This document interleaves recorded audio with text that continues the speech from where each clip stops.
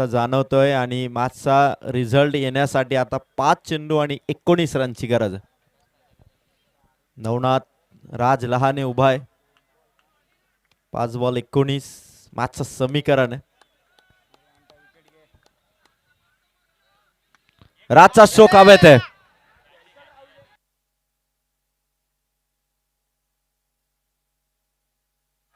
आली विकेट. प्रेक्षकांचा जल्लोष, विकेटचं सेलिब्रेशन. राज आउट. जयदास आप्पा यांचं आगमन. 3:15 वाजल्यात, पहाट झाली आणि जयदास आप्पांचं आगमन. आप्पा आओ ना, आप्पा स्टेज पे आओ ना. 2 कूलर ज्यांनी दिलेत, बेस्ट बॅटर आणि बेस्ट बॉलर.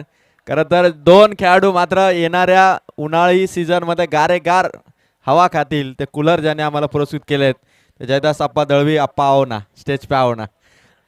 येणारे 4 बॉल आणि 19 ची गरज आहे. आप्पा आपण मंचावरती या. 4 बॉल 19. एक महत्वाचा बॉल जो राज लहानेचा सिक्सर आला, त्यानंतर कॅच आली. राहुल राणेने कमाल केली. ज्या कॅचेस पकडल्या त्या कॅचेसने सामना अजून संपलेला नाहीये.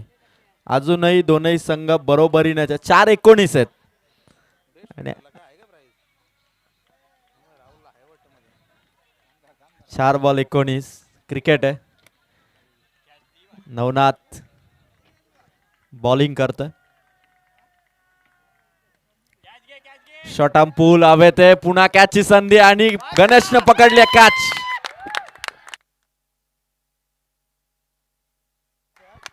3 बॉल आता 19. श्री गणेश कासगाव संघाचा आणखीन एक फलंदाज आउट.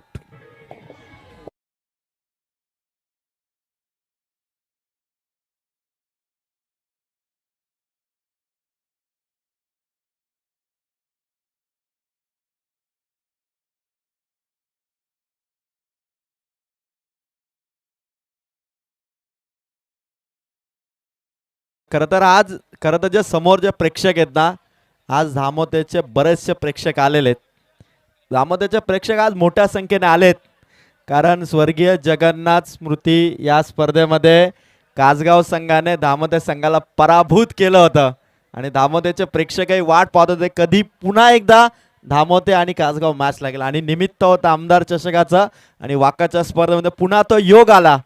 आणि आता 3 बॉल 19 धावांची गरज. जल्लोष करतात प्रेक्षक.